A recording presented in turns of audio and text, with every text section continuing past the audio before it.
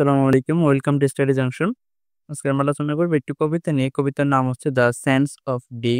এই কবিতাটি লিখছেন চার্লস কিংসলে। এখানে এই 'স্যান্ডস অফ ডে', ডে শব্দটা হচ্ছে একটা নদীর নাম, ইংল্যান্ডের একটি নদীর নাম। আর স্যান্ড শব্দটা হচ্ছে বালুচর। মানে নদীর তীরে যে বালুচর থাকে সেই বালুচর হচ্ছে গিয়ে 'দ্য স্যান্ডস অফ ডে'।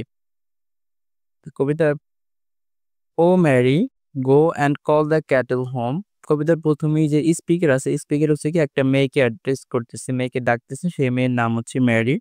সেই ম্যারিকে সে বলতেছে গো যাইতে and call the cattle home, এবং তাদের যে গবাদি পশু আছে সেই গবাদি পশুগুলোকে বাড়িতে ডেকে নিয়ে আসতে।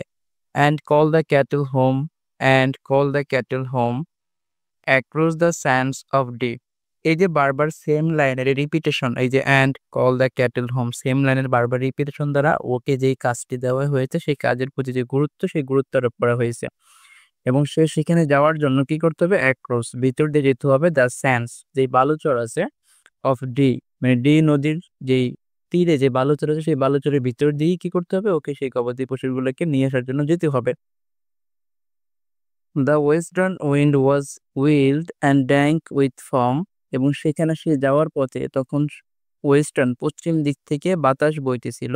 সেই বাতাস ছিল কি? উইল্ড, কিছুটা ক্ষিপ্র গতির, হিংস্র। অ্যান্ড ড্যাঙ্ক উইথ ফোম, এবং সেই বাতাসে কুয়াশাচ্ছন্ন ছিল। ড্যাঙ্ক শব্দ হতে কুয়াশাচ্ছন্ন, উইথ ফোম, এবং স্যাঁতস্যাঁতে ছিল পরিবেশটা। And all alone when she, এবং সে পুরোপুরি একাকী হচ্ছে কি করছে? সে একা সেখানে গবাদি পশু আনার জন্য সে সেখানে গিয়েছে। The western tide crept up along the sand. এরপর ওয়েস্টার্ন টাইড মানে পশ্চিম দিক থেকে যেই জোয়ার এসেছিল সেই জোয়ার ক্রিপটা প্রবাহিত হয়েছিল অ্যালং দ্য স্যান্ড, মানে সেই নদীর কিনারে যে বালুচর, সেই বালুচরের দিকে হচ্ছে গিয়ে পশ্চিম দিক থেকে আসা সে জোয়ার হচ্ছে বালুচরের দিকে উঠতেছিল।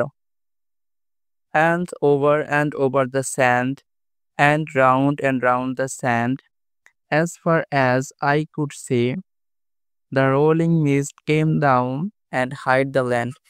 মানে এই যে পশ্চিম দিক থেকে যেই জোয়ার আসতেছিল, জোয়ার একটা পর্যায়ে আসতে আসতে চোখ যতদূর পর্যন্ত যায় ততদূর হচ্ছে কি হয়েছে? পানিতে একদম তলিয়ে গেছে। পুরা ল্যান্ডটা তলিয়ে গেছে। এখানে যে জমিতে ছিল বালুচর, সেই বালুচর তলিয়ে গেছে। The rolling mist came down and hide the land. Hide মানে হচ্ছে কি ঢেকে ফেলছে। মানে যেই বালুচরে এতক্ষণ হচ্ছে গিয়ে মেরে গিয়েছিল সেই বালুচর এখন পানিতে কি হয়ে গেছে? ডুবে গেছে। And never home came she. এই যে শি দ্বারা বোঝাচ্ছে সেই ম্যারিকে। বলছে সেই ম্যারি হচ্ছে কখনো আর বাড়িতে ফিরে না। তার মানে হচ্ছে গিয়ে ম্যারি যেই বালুচরে গিয়েছিল, সেই বালুচরে পানি আসার ফলে ম্যারি সেখানে মারা গেছে, তলিয়ে গেছে পানিতে। O is it weed or fish or floating hair, a tress of golden hair, a drowned maiden's hair, above the nets at sea. এরপর বলতেছে সেখান দিয়ে পরের দিন সকালবেলা এক ফিশারম্যান, বোটম্যান, সে বোট নিয়ে যাওয়ার সময় দেখতে পেল, দূর থেকে যখন দেখলো যে ওর চুল দেখা যাচ্ছিল, তখন দূর থেকে মনে হচ্ছিল ইজ ইট উইড। উইড শব্দের হচ্ছে শ্যাওলা, মানে যদি শ্যাওলা থাকে মনে হচ্ছিল শ্যাওলা কিনা, অর ফিশ অথবা কোনো মাছ ভাসতেছে কিনা, অর ফ্লোটিং হিয়ার অথবা কোনো ভাসমান চুল, চুল ভাসতেছে কিনা। A tress of golden hair, a drowned maiden's hair. মানে পরবর্তীতে গিয়ে দেখলো যে একটা মেয়ে ডুবে আছে, সেই মেয়ে ওর বডি হচ্ছে গিয়ে পানির নিচে, আর উপরে চুলগুলো কি করতেছে? ভাসতেছে। Above the nets at sea, সাগরে বা নদীতে যেই জাল, জেলেরা জাল ফেলে সেই জালে হচ্ছে গিয়ে ওর চুলগুলা বেজে আছে। Was never salmon yet that shone so fair among the specks of deep. বলতেছে ওর চুলগুলা, ওর সৌন্দর্যের কথা বলতেছে। ওর চুলগুলা এতটাই ব্রাইট, এতটাই মানে আলো দিচ্ছিল যে, যেটা হচ্ছে গিয়ে কোনো স্যালমন বা কোনো কিছু নদীতে পড়ে থাকলে এরকম কি করে না? এরকম আলোকিত হয় না। একদম শেষের স্টেজে গিয়ে they rowed her in across the rolling foam. এই ডে বলতে এখানে হচ্ছে গিয়ে ওই যে ফিশম্যান, বোটম্যান যারা আছে তারা তাকে কি করছে? রোড হার, রোড মানে তাকে হচ্ছে গিয়ে নিয়ে আসছে, ক্যারি করে নিয়ে আসছে অ্যাক্রস দ্য রোলিং ফোম। যেই নদীতে যেই ফেনা ছিল সেই ফেনার ভিতর দিয়ে সে কি করছে? তারা হচ্ছে গিয়ে মেয়েটিকে নিয়ে আসছে।